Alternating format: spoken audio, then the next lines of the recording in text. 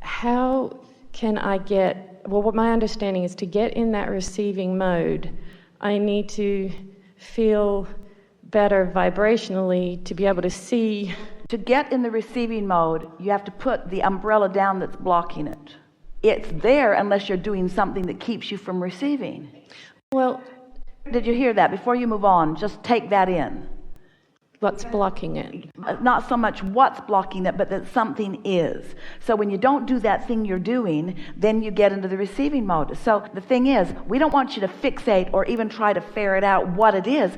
We just want you to recognize when you're doing it and then try to do something else. But if you let too much momentum go before you're aware, then you can't let it go. Law of attraction won't let you. So you have to catch it in the early subtle stages. So the answer to your question is, you have to realize that the receiving mode is always being broadcast to you. And if you've got your umbrella up that's blocking it, then there's negative emotion present to let you know you're doing it. If you catch that in the early subtler stages, then you can turn your attention to something that doesn't block it. And as you begin to repeat that pattern, unblock, unblock, unblock, unblock, unblock, no longer block, no longer block, no longer block, no longer block, then the receiving mode becomes steadier and surer and more reliable. You begin to trust it more and more and more. Until you do some of that, nothing that we say is going to make any real sense to you. You're just going to argue with us. No, well, I agree with you. I'm not going to argue. I'm not going to argue at all, but my vortex is over there, and honestly, I feel thankful and full of gratitude that I don't feel like I used to feel. I'm happy. I feel relieved that I don't feel bad anymore inside. And if that's the case, and I feel happy. Let us say something to you, because you're in this open place where you're really going to hear this. As relief is to despair, ecstasy is to relief. In other words, there's so much more good stuff for you. And that's what you want. That's the desire that is rampant within you. So why can't I see what's in there? When will I see what's in the vortex? When you get past relief. So it's okay to just feel relief? And in the receptive mode, yeah. Right now? Because relief is on the path. And what you just said, those were the perfect, most productive words that you could ever say. I feel so much better where I am. For a while, Esther was saying things like, it just feels good not to be sad all the time. Yes, that's how I feel. It feels good. It's certainly not enough, but thanks for that. Yeah. So to feel that ecstasy, right? Or clarity. Or friskiness or vitality. Well, something, to feel something, okay? Because my biggest thing that I honestly feel when I feel something is just when I see the sunrise and the sunset, and it's the only thing really in my life that I feel sort of moved by. Everything else just pales. But what you're doing, this is you putting your umbrella back up. Is it? This conversation is you putting your umbrella back up, because you're talking about what you're not feeling and how you don't feel. Well, that's the only thing I feel, though. But no, that's not true, because just a minute ago you told us you felt relief, and that's far different. You were feeling the relationship between despair and relief. Right. That was moving in the right direction. That was umbrella down. That was on your path. But now the statements that you're making are contrary to that. It's like you've turned in the opposite direction. But which feeling will show me what's in my vortex? Relief or what I feel in the sunrise? I mean, and if you say, I know you're feeling happy or raise my vibration, it's like, well, what will make me feel better? Because if that's the only thing that I really feel better over, then what else is there to feel better about?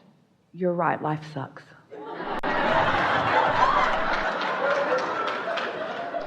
And isn't the things that are in the vortex just on my ego stuff anyway? And is that really my truth? In your vortex is clarity, in your vortex is knowing, in your vortex is the vibration of who you are, in the vortex is everything you've become, in your vortex is all that you've become, in your vortex is the source within you, in your vortex is clarity, in your vortex is absolute awareness of worthiness. In other words, don't downplay your vortex just because you can't see it. So try to muster a little faith about it. So technically it's like that's who I really am, is in the vortex. Yeah, but because of people just like you, who we adore, We are not talking so much about the vortex. We're talking more about the path.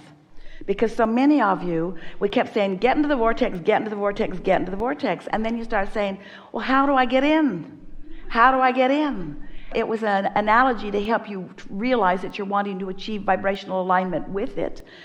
So we began saying it in a way that maybe you could hear better, that it's calling you, and you don't have to get all the way in order to feel better. You just have to move in the direction of it.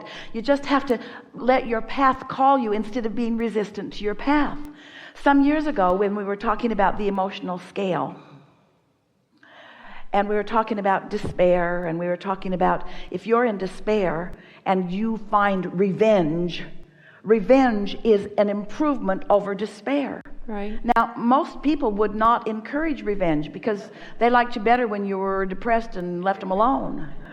But now you're in rage and resentment and revenge. Now you're a problem to them.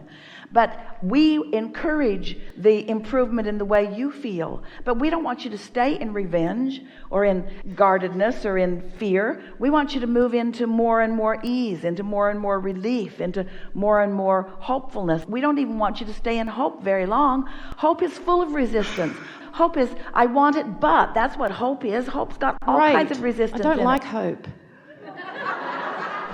I don't. I've learned not to hope. Just listen to us just for a little bit further here, because we're making a very strong association for you that this emotional scale that we're wanting you to allow yourself to move up, and like the cork that floats when you stop holding it under the water, your vibration will raise when you stop beating the drum of the things that are keeping you active in a vibration that is not serving you. So the relationship of your vibration raising up the emotional scale and this allowing yourself to move in the direction of your path is the same analogy, just told in a different way. So here's some questions for you, and as you answer them, you'll feel better, because we know you know the answers. If we didn't know that you know the answer, we wouldn't ask the question. So you know the answers to these, and it will lead you into what you're reaching for. Is anyone wondering why she's back in the chair today? The reason that she's back in the chair today is because her desire is proportionately so much stronger than her resistance, because she's on the brink of releasing resistance, and she represents every one of you relative to something, where there's something that you really, really want that you are disallowing seemingly stubbornly. It's not a deliberate attempt to block what is wanted. It's a pattern of thought that is blocking what is wanted. So since she is on the brink of a breakthrough in understanding, and it will facilitate everyone, we think it is worth doing. Thank you. So, do you agree that there are two vibrational aspects of you or anyone? Yes. So you acknowledge that you have an inner being. Yes. And you acknowledge that you came from that, but that currently exists. Oh, absolutely. And do you agree that through life you have asked for more than you've allowed yourself to receive? Yeah. And so, do you believe that you have asked for more than your inner being has received? In other words, do you believe that your inner being has received the things that you're asking for, even though you, like almost everybody else, has been blocking it from yourself? Yes. So, you agree that your inner being is over there with all your stuff. Right. And completely fixated on you, calling you, loving you, knowing you, encouraging you, not watching for the right moment, because never not offering it if it's not a right moment. In other words, your inner being is saying, oh yeah, give it to her now. She's ready now. Your inner being is just always flowing it, always being it, always calling you. And in your occasional relaxing, you move a little bit toward it. But then you get your monkey mind in there and you reason yourself into resistance, and then you don't feel the flow anymore. So it's really about agreeing or acknowledging that Source is calling you, aware of you, loving you, calling you, and that often you are feeling the impulse and you are going. The less you focus on those moments when you know for sure you're not doing it, and that's what almost every word that you offer to us in the form of a question is about. It's like you saying to us over and over and over again, but why aren't I moving in? Why am I not getting further? That's the answer to the question. The question is the answer to itself.